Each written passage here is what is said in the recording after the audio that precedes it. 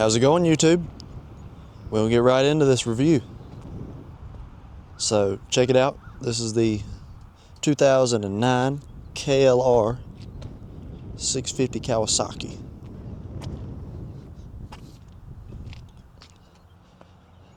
And I've been out riding it a little bit today, and boy is it beautiful.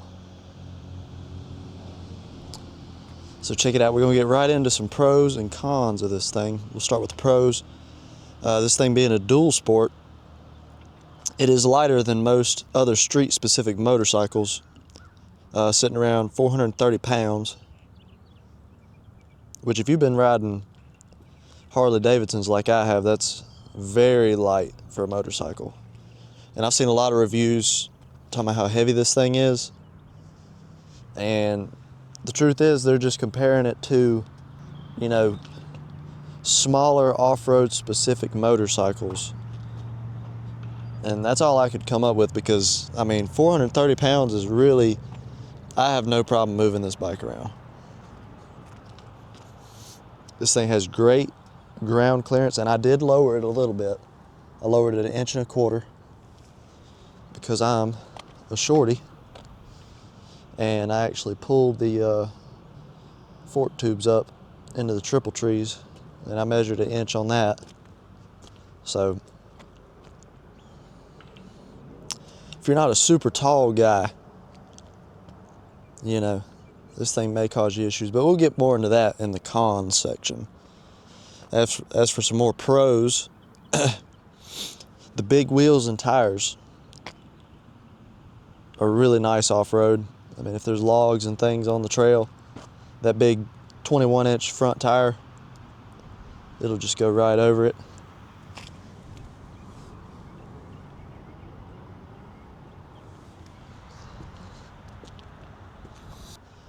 So this thing has a huge tank on it.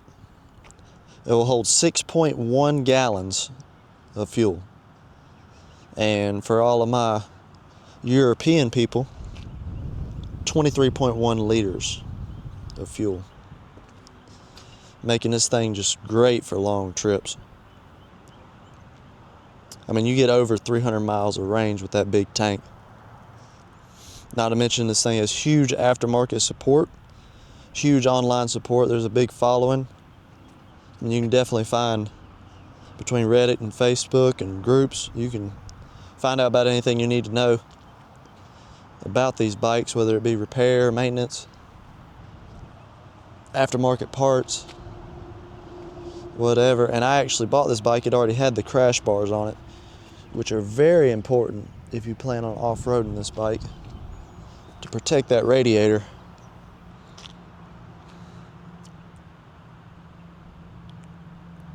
This thing is very affordable. I got this one off Facebook Marketplace for $2,600, and it has less than 5,000 miles on it. Extremely reliable, perfect for long trips, camping, can tackle a lot of different terrains.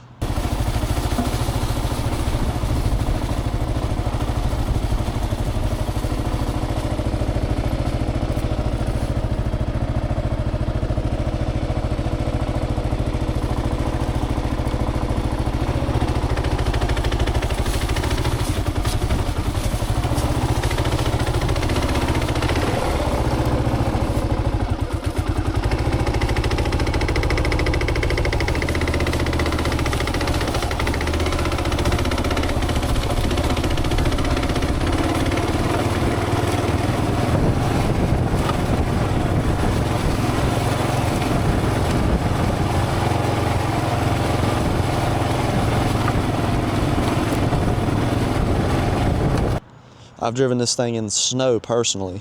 Alright, so I'm out riding the bike in the snow, and it just so happens I get into clover and my buddy's over there stuck. But looks like somebody's done pushed him out now.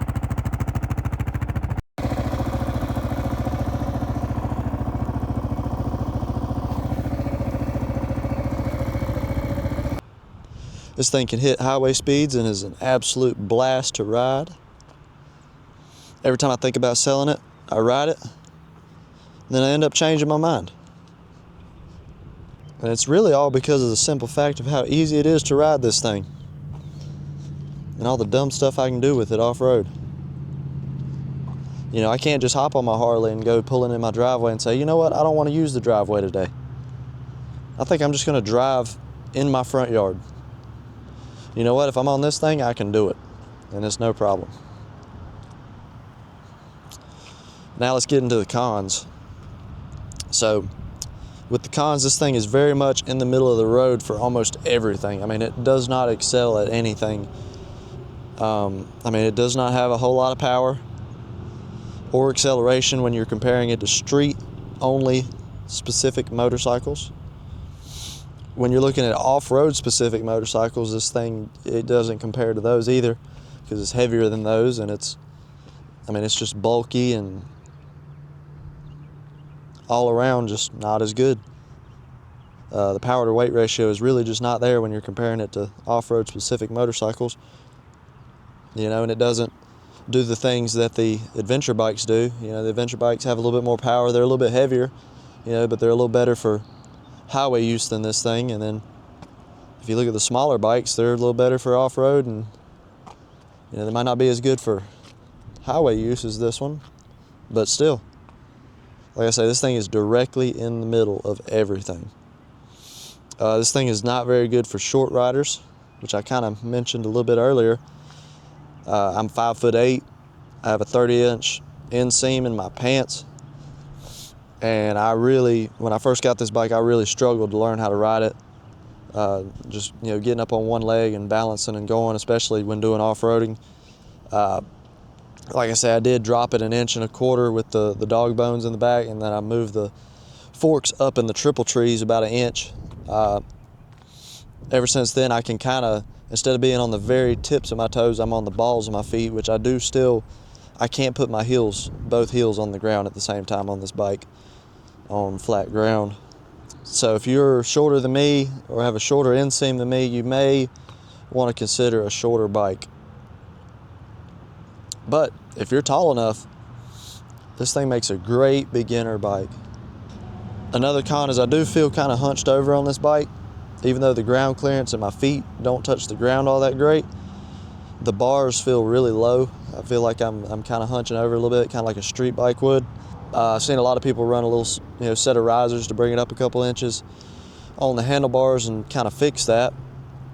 Especially off-roading, if you're standing up on the pegs a lot, it really feels hunched over. I've heard a lot of people complain about the vibrations of the bike, and it definitely vibrates a good bit. If you're used to riding Harley Davidsons, I would say that you may not have an issue with that, or you may, I don't know. I know that me riding my bike specifically, I would say this is on the same level of vibrations. So I really didn't notice it at first. It does vibrate my feet a little bit more than my Harley, but not really a big issue for me.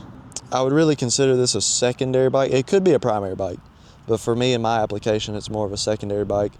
You know, if I want, this isn't going to give me the style points that my Harley does and things like that. But if I was, you know, specifically wanting to ride and go get groceries or something, I could put, you know, some panniers on it with those racks on the back, or a top case, and I could, you know, bring groceries home a lot better than I could on the other bike. Or, like I say, if I was planning on camping or off-roading and things like that, this will definitely do it a lot better than my Sportster.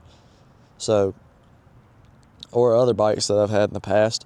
I would say, in conclusion, this is an extremely fun bike for the price. But keep in mind the price when you're critiquing it, because this is a very affordable bike.